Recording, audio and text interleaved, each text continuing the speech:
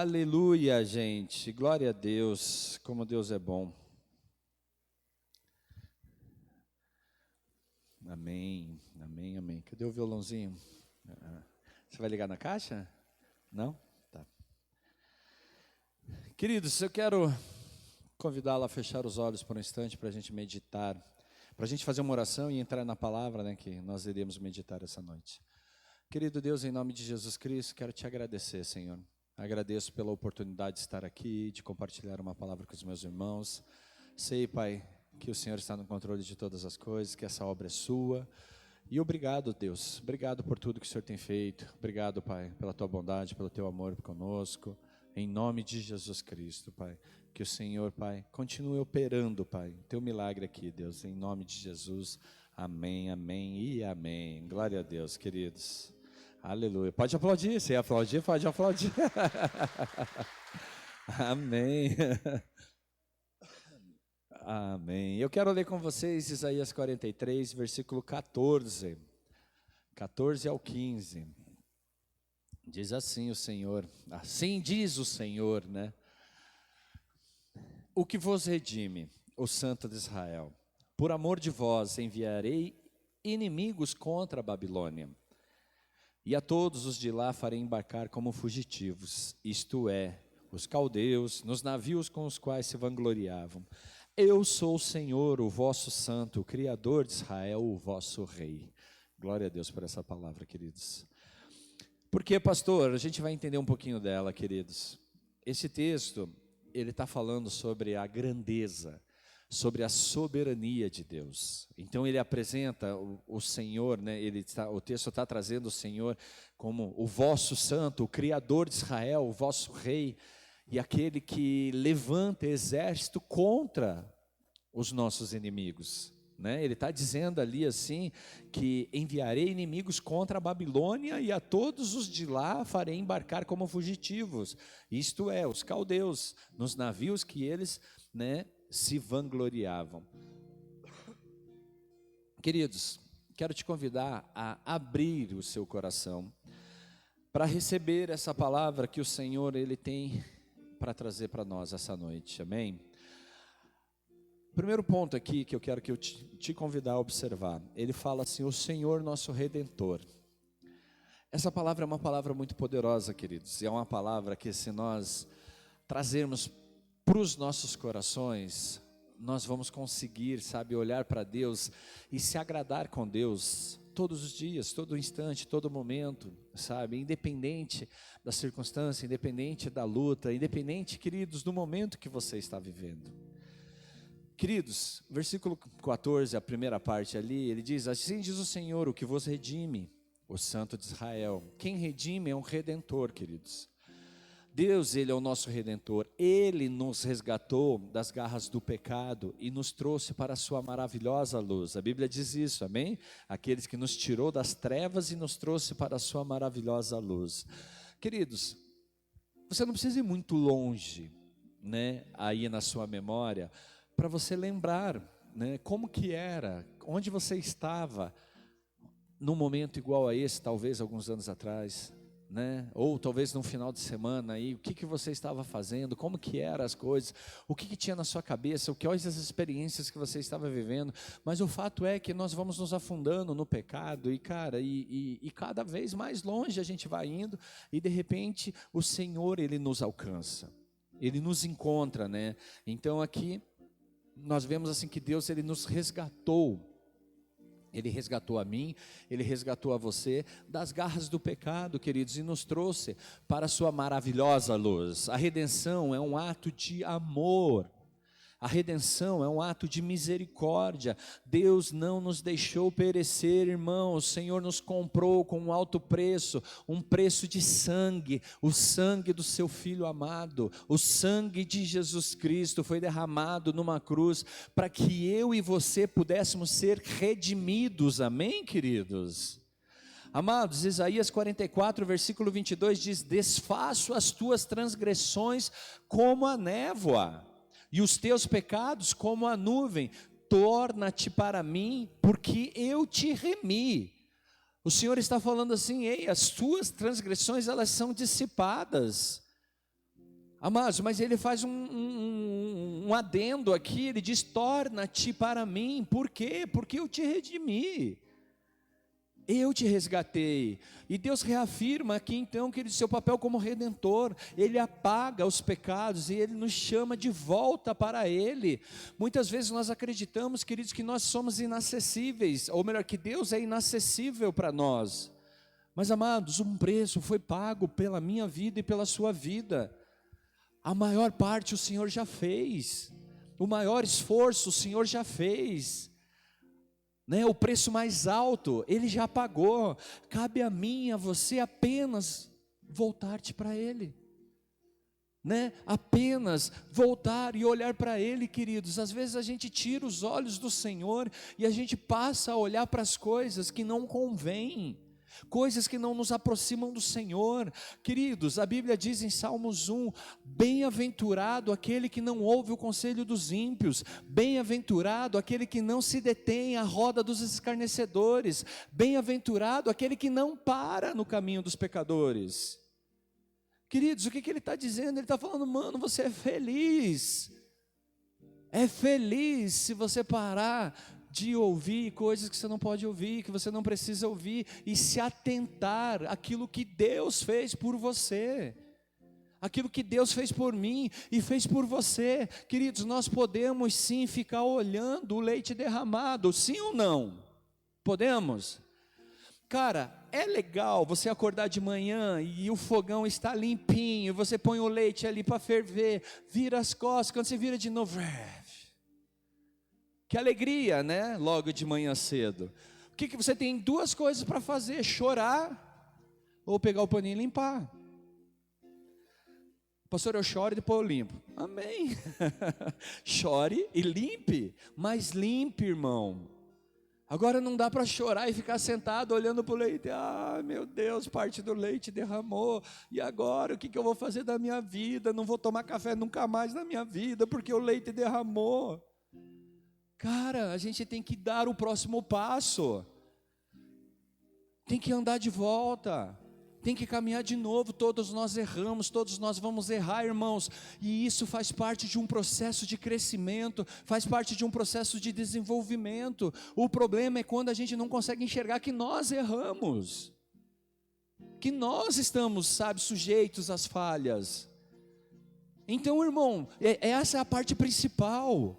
É voltar-te para o Senhor, porque Ele já nos redimiu, Ele já pagou um preço pelos nossos pecados. Então nós precisamos olhar para Ele e focar nele. Amém, queridos?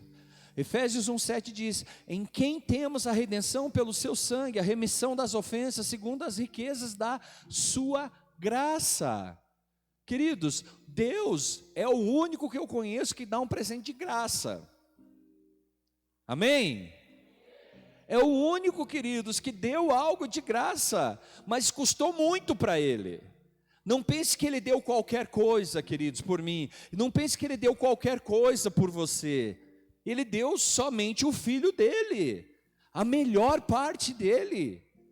Vocês conseguem entender, queridos, que Ele nos amou tanto, tanto, que Ele não mediu esforços, queridos, para nos redimir, para nos trazer de volta, para nos perdoar, para realinhar-nos à vontade dEle. Amados, essa época, este versículo que nós lemos aqui, ele destaca que nossa redenção é através do sangue de Cristo, é um ato de graça abundante. E na época em que o povo o povo perecia sob jugo dos egípcios, o Senhor, Ele também providenciou um redentor, queridos, para o seu povo. Ele estava mostrando para aquele povo aquilo que Ele iria fazer depois para a humanidade toda. Moisés é um exemplo claro de um redentor humano escolhido por Deus para libertar um povo da escravidão do Egito, queridos. Lá em Êxodo 6,6 nós lemos: Deus diz, portanto dize aos filhos de Israel, eu sou o Senhor, e vos tirarei de debaixo das cargas dos egípcios, e vos livrarei da sua servidão, e vos resgatarei com o braço estendido e com grandes juízos, diz o Senhor. Eu vou liberar essa palavra para você, tá bom, irmão? Recebe aí. Em nome de Jesus Cristo, o Senhor está dizendo para nós que Ele é o Senhor, que Ele nos tirou debaixo das cargas que estavam sobre as minhas costas, sobre as tuas costas, do tempo que você estava no exílio. O Senhor te livrou da sua servidão e o Senhor resgatou a ti com o braço estendido de grande juízo. Amém, queridos? Ele está falando de você. Amém, glória a Deus. Queridos, sabe o que acontece? E por que a gente passa desapercebido diante de tantas coisas que nós lemos na Bíblia? Porque nós acreditamos que era para aquele povo. Nós acreditamos que, nossa, que história triste que Deus está falando para o povo de Israel, né? Olha só essa situação. Mas, queridos, a Bíblia, ela é viva, amém, queridos? A palavra de Deus, ela é tão atual, irmãos, tão atual, mais do que os jornais de hoje. E serve para mim, serve para você se a gente lê-la. Se a gente parar e ler a Bíblia, queridos, muitas das confusões que são criadas nas nossas mentes, elas fazem isso. Mas a gente tem que ler a Bíblia. A gente precisa buscar a palavra de Deus. Então, amados, essa mensagem de redenção, ela é tão relevante, preste atenção que ela é tão relevante hoje, quanto ela era nos tempos bíblicos. Nós vivemos em um mundo cheio de desafios, cheio de pecados, cheio de dificuldade, mas a promessa de Deus de redenção, ela permanece, irmão. Ela permanece até os dias de hoje. Só que para o povo de Israel que estava no Egito, Deus enviou Moisés, amém? Para mim e para você, Deus enviou Jesus, irmão. Foi Jesus, o filho dele, já veio e pagou um preço. Aqui, então, a gente tem alguns pontos que a gente pode aplicar, queridos, essa verdade em nossas vidas diárias. O povo de Israel, ele precisava ser resgatado da escravidão. Nós também precisamos ser resgatados do pecado e das situações que nos afastam de Deus.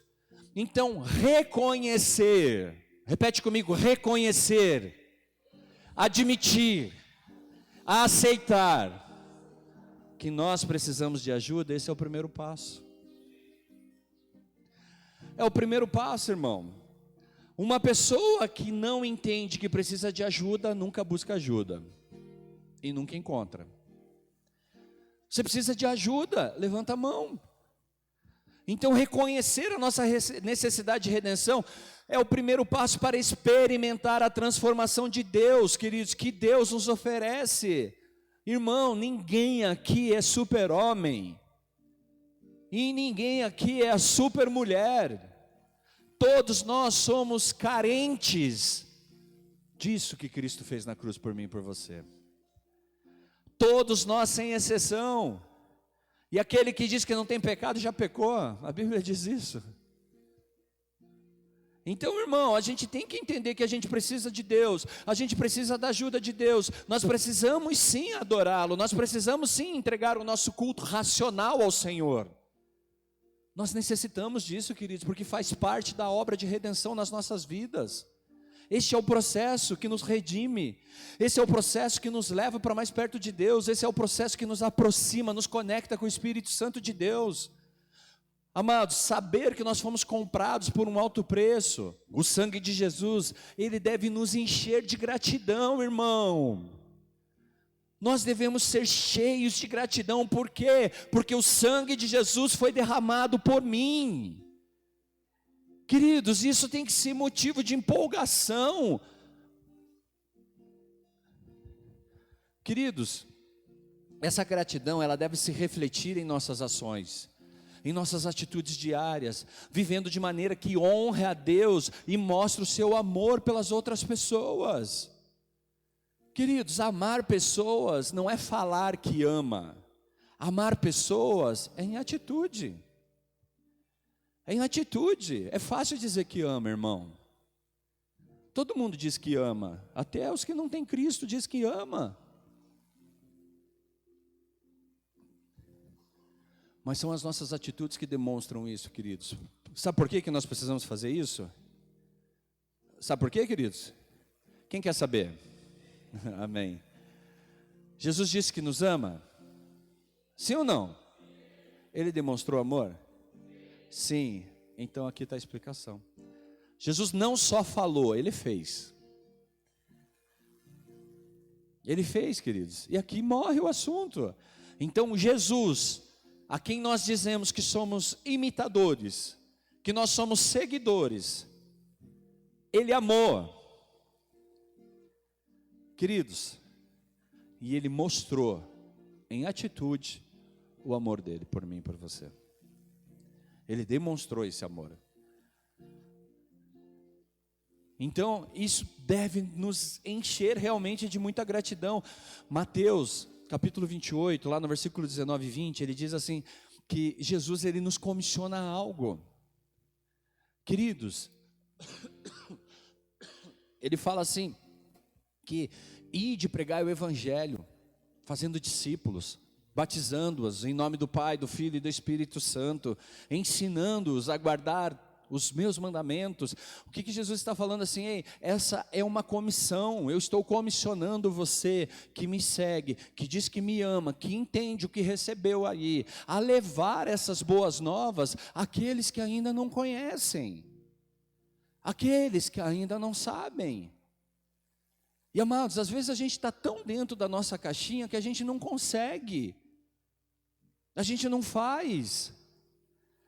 Nós podemos fazer isso através das nossas palavras, através das nossas ações, mostrando o amor redentor de Deus em nossas vidas, de pregar esse evangelho, de falar esse evangelho. Eu oro para Deus e falo para o Senhor, Senhor, só não me tira a oportunidade que o Senhor me deu de pregar esse evangelho, de falar desse evangelho.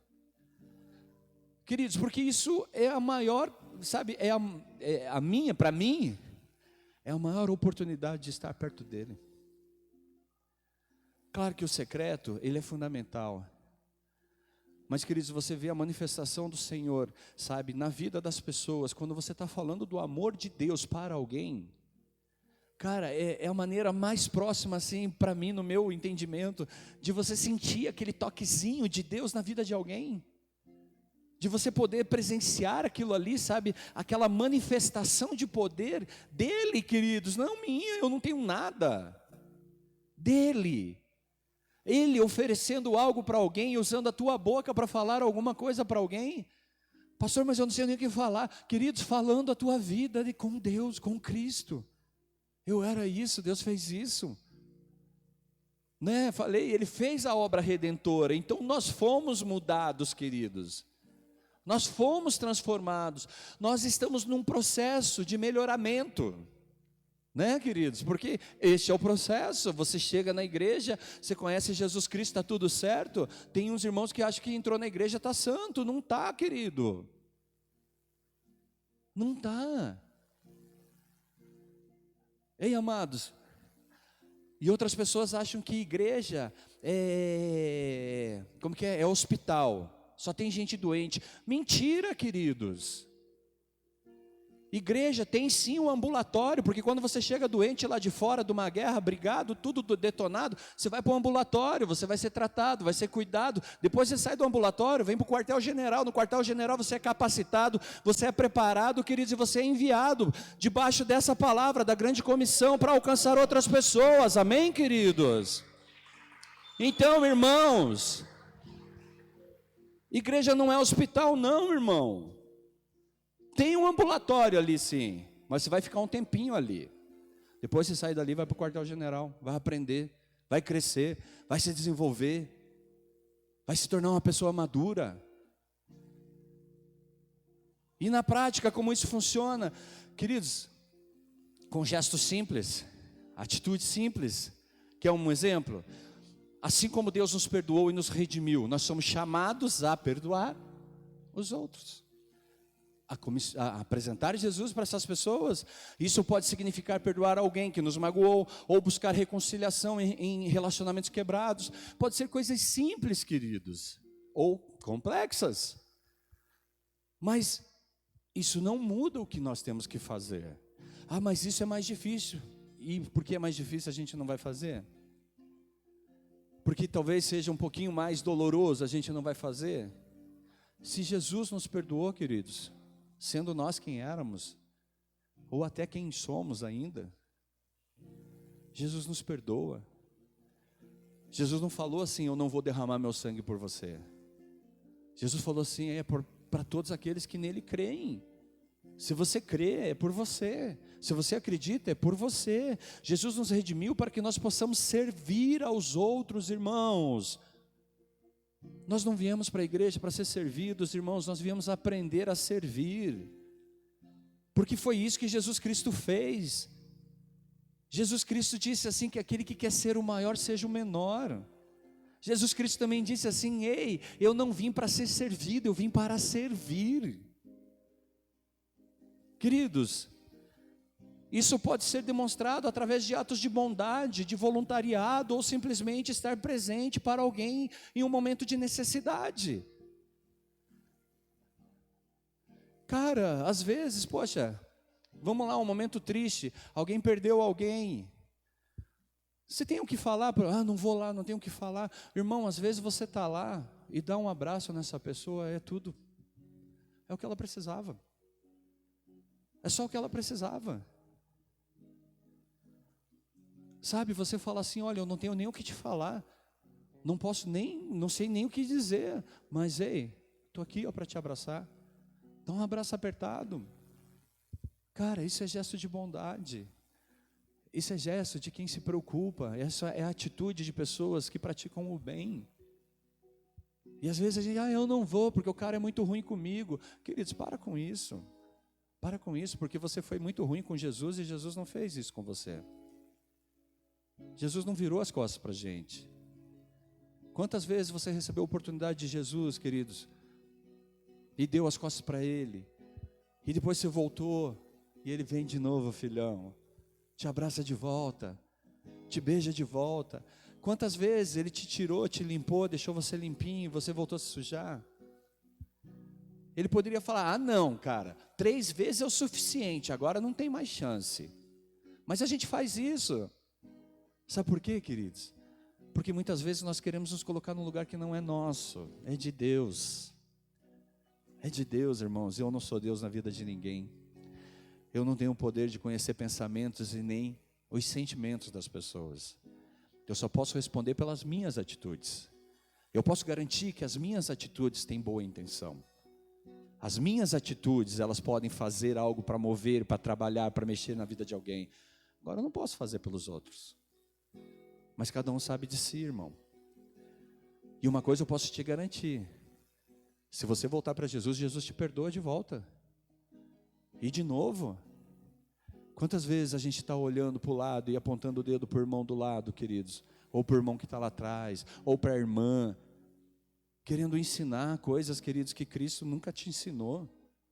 Cristo nunca exigiu de você.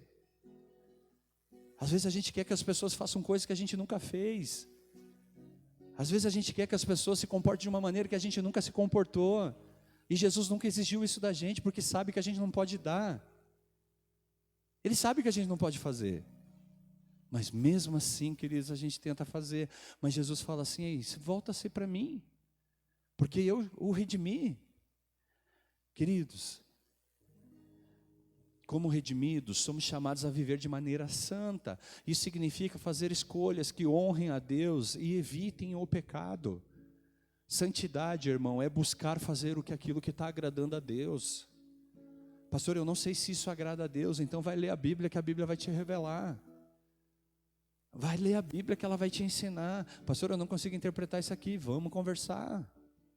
Tem coisa que eu não vou saber também, irmão. A gente vai orar. Mas a gente tem que saber, cara, que tem coisas assim que não estão agradando ao Senhor. A melhor coisa que a gente faz é adorá-lo. Esses dias eu estava no meu quarto reclamando. Gente, murmurando. Sabe que feio, pastor, você murmurando. Nossa, pode falar, é feio. É feio o pastor ir para o quarto murmurar. E é feio de verdade. Mas eu sou tão homem quanto você, irmão. Sou tão homem quanto você. Sou tão de carne quanto você. Também tenho emoções, também fico magoado, também fico triste, também choro. Também sinto vontade de sair correndo, largar tudo. E sabe por que a gente não faz, queridos? Porque eu sei de onde Deus me tirou. Eu sei de onde eu fui resgatado. Eu sei quem eu era sem Cristo. Eu sei o que eu fiz a minha família passar sem Jesus Cristo na minha vida. Eu não quero voltar para lá. Então a gente volta, e daí eu fui murmurar com o Senhor. Por que, Senhor? Nossa, olha só, eu tão bom, eu tão pregador da palavra, eu tão aqui presente, abro a igreja, fecho a igreja, sirvo, faço o que me falam para fazer, e olha o que eu estou passando, Senhor. Olha só os meus problemas, Senhor. Aí o Senhor falou para mim assim, através do Espírito Santo: por que você não para de reclamar e só adora? Naquela hora eu falei, Jesus, e comecei a chorar, porque eu falei, o que eu estou fazendo? Murmurando. Murmurando, era isso que eu estava fazendo, murmurando. Aí sabe o que eu fiz? Eu obedeci a Deus, peguei meu violão e fui cantar. E quando eu comecei a cantar, eu comecei a chorar e chorar, eu cantava e chorava, cantava e chorava, cantava e chorava, e aquilo foi me acendendo de uma maneira que aquela água era como se fosse um fogo queimando dentro de mim. Aquelas lágrimas que corriam ali, era como se fosse chamas correndo dentro de mim de volta. E Jesus falou para mim assim, é só isso, ponto. Acabou. Acabou, parou. A gente já acorda animado, já foi para cima, já faz planos de volta e vamos tudo ali, está tudo bem. Então, queridos, o que a redenção de Deus nos oferece é um presente maravilhoso que transforma as nossas vidas. A redenção, ela transforma a nossa vida quando nós entendemos o que ela significa. Como o exemplo do batismo, queridos, eu desci e morri, eu levantei, ressuscitei. Ah, é simples assim? Não, irmão, não é simples assim, mas é uma atitude, é um comportamento de fé, é alguém que deseja viver algo diferente, alguém que quer fazer algo diferente na sua vida. E a gente pode passar a nossa vida inteira reclamando das coisas que não deram certo, ou a gente pode fazer o que não deu certo acontecer, irmão. A gente pode se levantar e fazer acontecer. Não funcionou uma vez, não funcionou duas vezes, você vai parar? Não, mano, vai para cima. Vai fazer acontecer, vai trabalhar para fazer as coisas darem certo. Vai fazer as coisas funcionarem. Então, quando nós aplicamos essa verdade da redenção em nosso dia a dia, nós podemos viver de maneira que glorifica a Deus e mostra o seu amor às outras pessoas. Cara, quem gosta de estar perto de uma pessoa feliz? Quem gosta? Cara, é fantástico. Nossa, hoje o dia está tão ruim. Olha que sol. A pessoa parece que está em outro planeta, né? Você se sente até meu Deus, eu acho que eu sou um monstro perto dessa pessoa. Cara, mas é legal. Eu gosto às vezes de pegar assim o celular para procurar aqueles caras que riem. Tem uns carinhos que riem, sabe? Que fazem você rir através ali daqueles stories, daqueles reels ali. Eu não fico lendo, nossa, estourou isso. Fofoca, velho. Você acha que eu fico atrás dos fuxico gospel, irmão? Ah, fala sério. Nem precisa, os irmãos vêm contar. Não precisa ir atrás do fuxico. Então assim, cara, o que eu vou buscar? Eu vou buscar coisa que faça eu rir. E daí eu dou aquelas gargalhadonas em casa, assim, que vai, você manda e fala, ei, que alegria. Porque, gente, se a gente não fizer o nosso dia feliz, cara, você vai passar a tua vida chorando, se lamentando, triste, né? Poxa, mas pastor, está complicado, tá, gente, está complicado. Pastor, mas tá difícil, irmão, está difícil. É luta atrás de luta. Não é um leão por dia, mandaram 10 a cada dia para nós, né? Se enganaram quando falaram, não, vocês vão matar um leão por dia e um urso. Para nós está sendo 10 leão e 30 urso todo dia, né? E às vezes tem uns ali que sobra dos outros irmãos que vem na gente também. E você tem que matar. Por quê? Porque senão você morre. Porque senão você morre. Então vamos matar os ursos, vamos matar os leões, vamos ser igual Davi e chegar lá para Saul: ô Saul, eu matei leão, eu matei urso, e que mande esse filisteu aí, ó, incircunciso aí, porque o meu Senhor é comigo e eu vou derrubar ele. Eu vou derrubar, queridos, não importa o tamanho do gigante que seja na tua frente, se você estiver disposto a lutar, você vai derrubar ele, porque não é você que está lutando, é Deus que está lutando por você, irmão. É Deus que está à frente dessa batalha. E a Bíblia diz que se tiver 2 em meu nome, eu estarei presente. Então, irmãos, a gente não precisa de uma igreja lotada de pessoas que não querem orar, a gente quer uma igreja lotada de pessoas que querem adorar o Senhor. Adorar, queridos. Pessoas que queimem no seu coração. O que você vai fazer hoje? Eu vou adorar o Senhor, eu vou glorificar o nome dEle, eu vou dançar como Davi dançava. E deixe que quem quiser que fale: ah, nossa, que feio que está dançando. Mano, pode falar. Eu sei o que eu estou vivendo na presença dEle. E é isso que você tem que responder. É isso que você tem que responder. É isso que você tem que fazer acontecer, queridos. Amados, a sequência desse versículo que a gente leu, Isaías 43 diz: por amor de vós enviarei inimigos contra a Babilônia, e a todos os de lá farei embarcar como fugitivos, isto é, os caldeus, os navios com os quais se vangloriavam. Amados, o que Deus está falando aqui? Eu sou soberano, eu não perdi o controle, eu tenho o controle sobre todas as coisas. Ele levanta, Ele derruba reinos conforme a sua vontade. Amados, Babilônia era uma potência mundial, ela foi humilhada pelo poder de Deus. Isso nos mostra que não há nada, não há ninguém que possa se opor ao plano do Senhor. Se Deus falou que vai fazer, Ele vai fazer. A palavra que nós falamos no último culto: agindo Deus, quem impedirá, irmão? Ninguém vai impedir o agir de Deus. Deus age em favor do seu povo. Irmãos, Nabucodonosor, um grande rei, um homem temido, um homem, cara, que assustava os seus inimigos, ele experimentou a soberania de Deus de uma forma direta. Lá em Daniel 4, queridos, ele foi humilhado por Deus, perdendo a sua sanidade.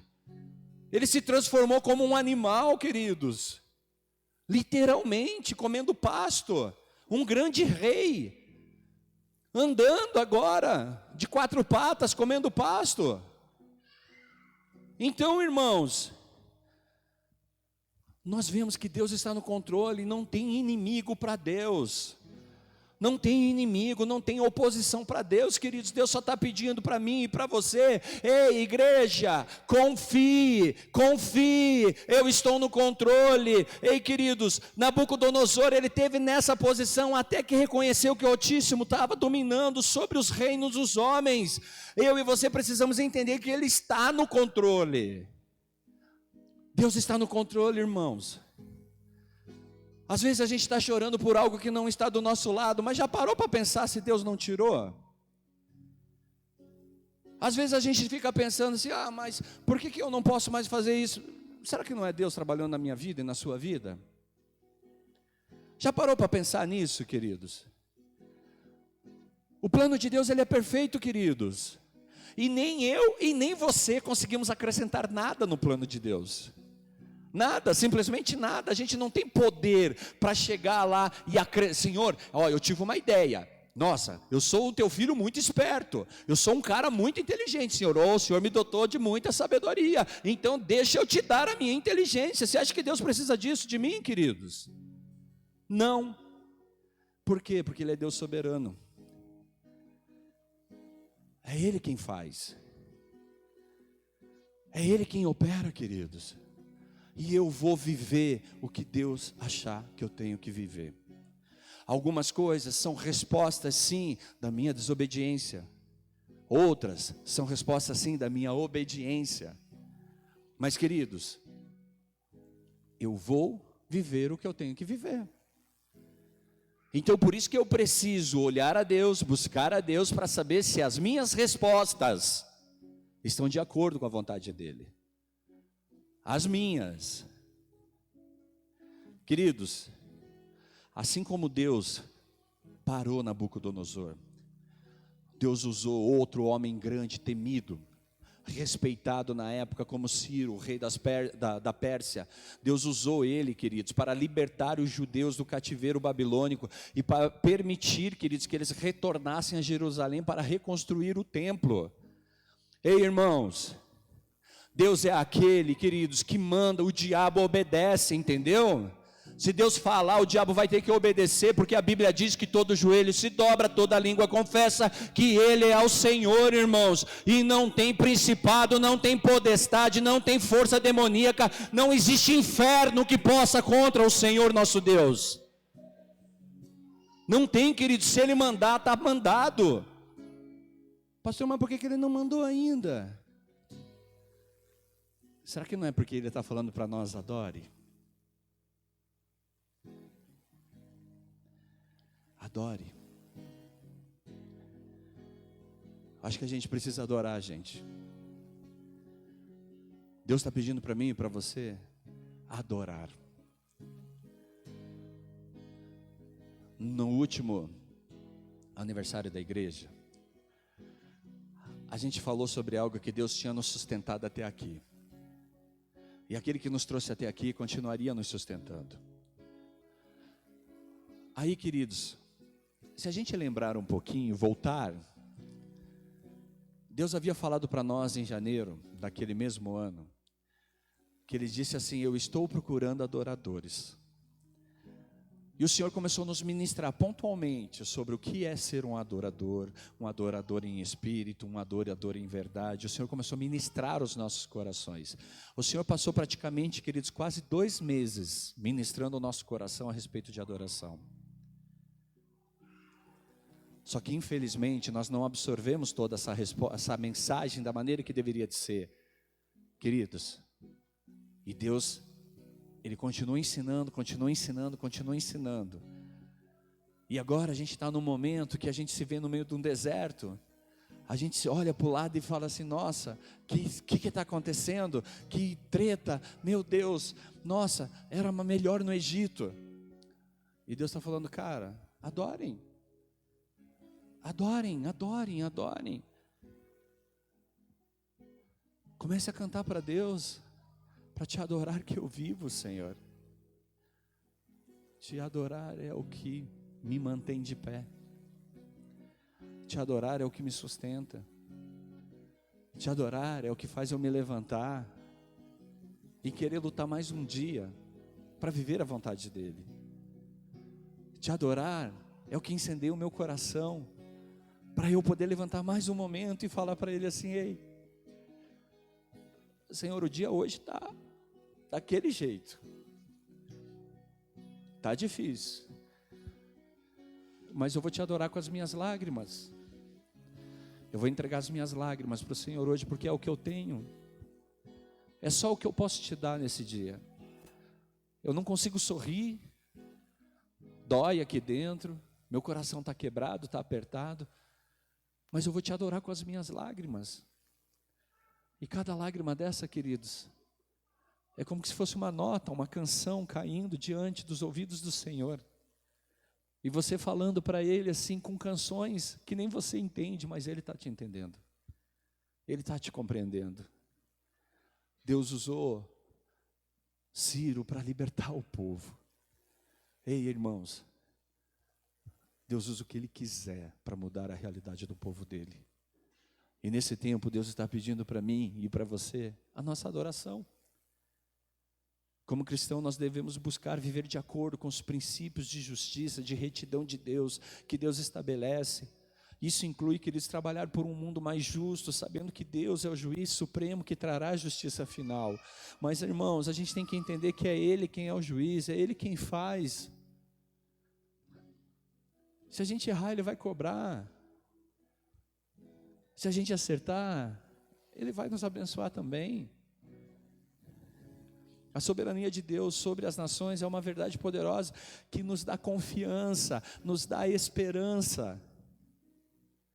Eu já ouvi muitas coisas a respeito de Rio Branco do Sul e dessas cidades vizinhas aqui, que aqui é difícil, que aqui foi derramado muito sangue, que aqui tem muito sangue inocente derramado ali, que É difícil de fazer qualquer coisa para Deus nesse lugar.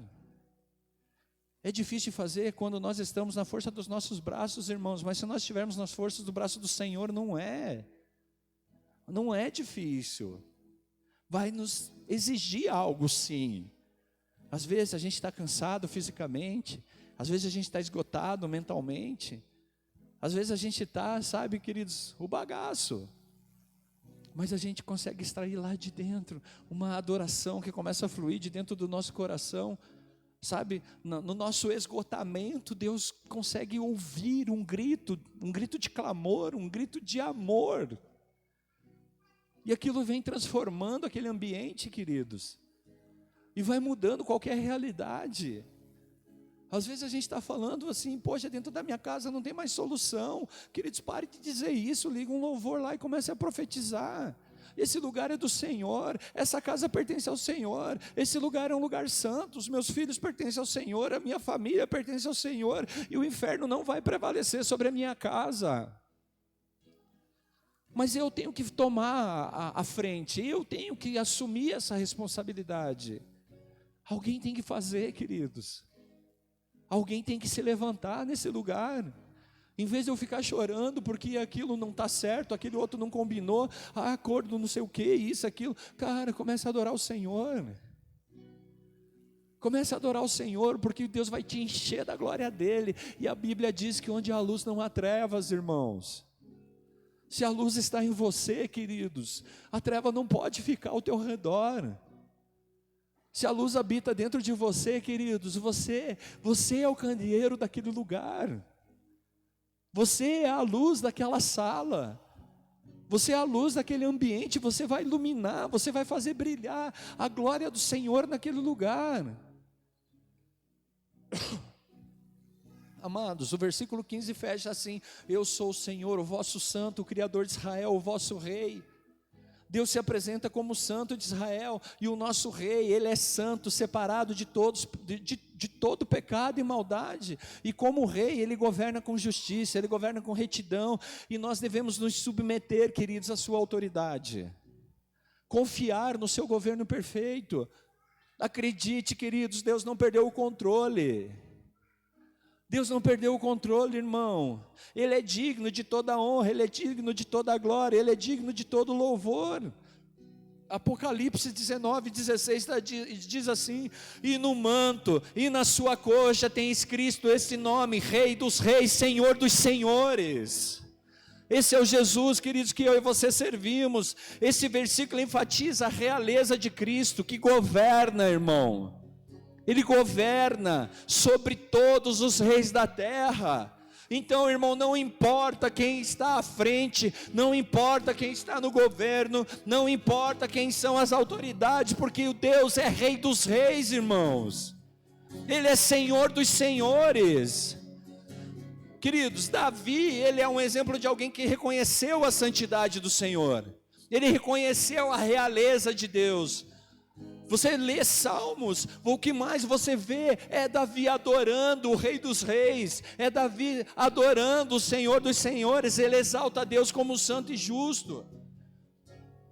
Lá em 1 Crônicas 29:11 ele diz: Tua é, Senhor, a magnificência, o poder, a honra, a vitória, a majestade, porque Teu é tudo quanto há nos céus e na terra. Teu é, Senhor, o reino, e Tu te exaltaste por cabeça sobre todos. Senhor, Tu és Rei desse lugar, Senhor. Tu és Rei da cidade de Rio Branco do Sul, Senhor. Tu és Rei da cidade de Itaperuçu, Senhor. Tu és Rei dessa igreja, Senhor.